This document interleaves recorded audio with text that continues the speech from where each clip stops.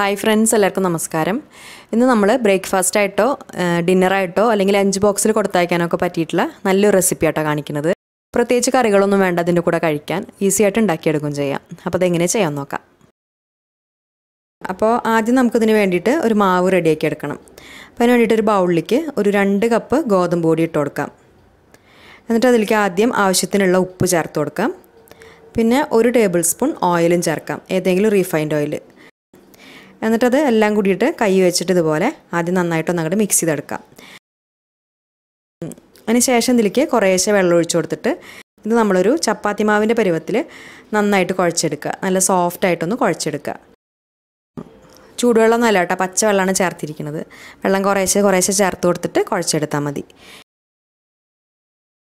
ഇപ്പം മാവ് റെഡി ആയിട്ടുണ്ട്. ഇതുപോലെ നല്ല സോഫ്റ്റായിട്ട് വേണം കുഴച്ചെടുക്കാൻ. ഇനി ഇത് നമുക്ക് കുറച്ച് സമയം ഒന്ന് റെസ്റ്റ് ചെയ്യാനായിട്ട് മാറ്റി വെക്കണം. അപ്പോൾ ആ സമയത്ത് മാവിൻ്റെ മേൽഭാഗം ഡ്രൈ ആയി പോകാതിരിക്കാൻ വേണ്ടിയിട്ട് കുറച്ച് ഓയിൽ ഇതുപോലെ ഒന്ന് ആക്കി കൊടുക്കാം. അതിന് ശേഷം ഇത് അടച്ചു വെച്ചിട്ട് ഒരു അരമണിക്കൂറൊന്ന് മാറ്റി വയ്ക്കാം. അപ്പോൾ ആ സമയം കൊണ്ട് നമുക്കിതിന് വേണ്ടിയിട്ടൊരു ഫില്ലിങ് റെഡിയാക്കി എടുക്കണം. അപ്പോൾ അതിന് വേണ്ടിയിട്ട് നമ്മൾ ഒരു 3 ഉരുളക്കിഴങ്ങ് നന്നായിട്ട് വേവിച്ചതിന് ശേഷം ഇതുപോലെ ഒന്ന് ഉടച്ചെടുത്തിട്ടുണ്ട്. ഒന്നിക്ക് നമുക്കിതുപോലെ ഉടച്ചെടുക്കാം, അല്ലെങ്കിൽ വേവിച്ചതിന് ശേഷം ഒന്ന് ഗ്രേറ്റ് ചെയ്തെടുത്താലും മതി. ഇനി അതിൻ്റെ കൂടെ നമ്മൾ ഒരു ക്യാരറ്റ് ഒന്ന് ഗ്രേറ്റ് ചെയ്തെടുത്തതിന് ശേഷം കുറച്ച് വെള്ളം ഒഴിച്ചിട്ടൊന്ന് വേവിച്ചെടുത്തിട്ടുണ്ട്, അത് ചേർത്ത് കൊടുക്കാം. ക്യാരറ്റ് ചേർക്കണം നിർബന്ധമില്ല, ഉരുളക്കിഴങ്ങ് മാത്രമായാലും മതി. ഇനി അതിലേക്ക് നമ്മൾ ഒരു ചെറിയ സവാള അതുപോലെ പൊടിയായിട്ടൊന്ന് അരിഞ്ഞെടുത്തിട്ടുണ്ട്, അത് ചേർത്ത് കൊടുക്കാം. സവാള ഒരുപാടൊന്നും വേണ്ട, ഒരു ചെറിയ സവാളയോ അല്ലെങ്കിൽ സവാളയുടെ പകുതിയൊക്കെ എടുത്താലും മതി. പിന്നെ ഇനി അതിലേക്ക് നമുക്ക് കുറച്ച് പൊടികളാണ് ചേർക്കേണ്ടത്. അപ്പോൾ ആദ്യം ഒരു 1/2 ടീസ്പൂൺ കുരുമുളക് പൊടി ചേർത്ത് കൊടുക്കാം. പിന്നെ 1 ടീസ്പൂൺ മുളക് പൊടി ചേർക്കുന്നുണ്ട്. മുളക് പൊടിയോ അല്ലെങ്കിൽ ചില്ലി ഫ്ലേക്സ് കയ്യിലുണ്ടെങ്കിൽ അത് ചേർത്താലും മതി. അപ്പോൾ മുളക് പൊടിയും കുരുമുളക് പൊടിയൊക്കെ നമ്മുടെ എരിവിനനുസരിച്ച് വേണം ചേർക്കാൻ.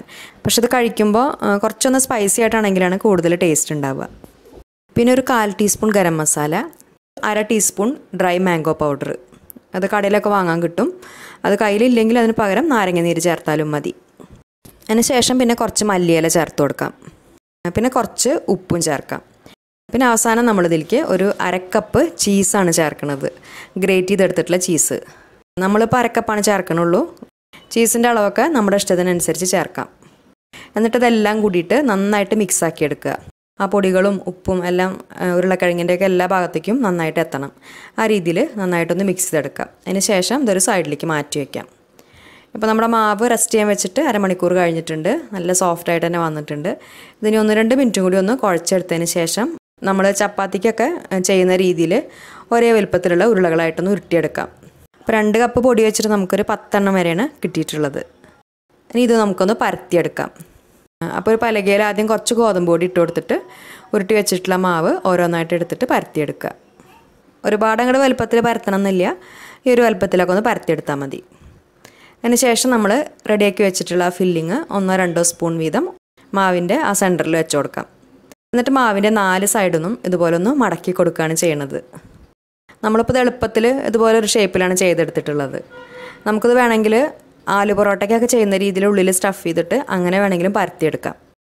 അതിന് ശേഷം നമ്മൾ ഈ ചപ്പാത്തി കോല് വെച്ചിട്ട് ഇത് പതുക്കെ അതുപോലെ ഒന്ന് പരത്തി കൊടുക്കുന്നുണ്ട്. ഒരുപാട് ബലം കൊടുത്തിട്ട് പരത്തരുത്, ആ ഫില്ലിങ്ങൊക്കെ പുറത്തേക്ക് വരും. പതുക്കെ ഒന്ന് അങ്ങോട്ട് പരത്തിയെടുത്താൽ മതി. മുഴുവനും ഇതുപോലെ തന്നെ ചെയ്തെടുക്കുക. നമ്മളിത് പരത്തി കഴിഞ്ഞാൽ ഓരോന്നും പെട്ടെന്ന് തന്നെ ചുട്ടെടുക്കുകയാണ് നല്ലത്. ഇപ്പോൾ പാൻ നന്നായിട്ട് ചൂടാക്കി എടുത്തിട്ടുണ്ട്. ഒരു മീഡിയം ഫ്ലെയിമിൽ വെച്ചിട്ട് ഓരോന്നായിട്ട് ചുട്ടെടുക്കാം. ഒരു 10 സെക്കൻഡൊക്കെ കഴിയുമ്പോൾ തിരിച്ചിട്ട് കൊടുക്കാം. മേലെ നമുക്ക് വേണമെങ്കിൽ കുറച്ചും കൂടി ടേസ്റ്റ് ആവാൻ വേണ്ടിയിട്ട് ബട്ടറോ നെയ്യോ അല്ലെങ്കിൽ ഓയിലൊക്കെ ഇതുപോലെ ആക്കി കൊടുക്കാം. അതിനുശേഷം 2 സൈഡും നല്ലൊരു കളറായി കഴിഞ്ഞാൽ പിന്നെ നമുക്കത് എടുക്കാം. എന്നിട്ട് പിന്നെ ബാക്കി വരുന്നതും ഇതുപോലെ തന്നെ ചുട്ടെടുക്കുക. നല്ല ടേസ്റ്റാണ് ഇത് കഴിക്കാൻ. ചൂടോട് കൂടിയും അതുപോലെ ചൂടാറിയിട്ട് കഴിക്കുകയാണെങ്കിലും അത് നല്ല ടേസ്റ്റ് തന്നെയാണ്. പ്രത്യേകിച്ച് ഇതിൻ്റെ കൂടെ കറികളൊന്നും ആവശ്യമില്ല.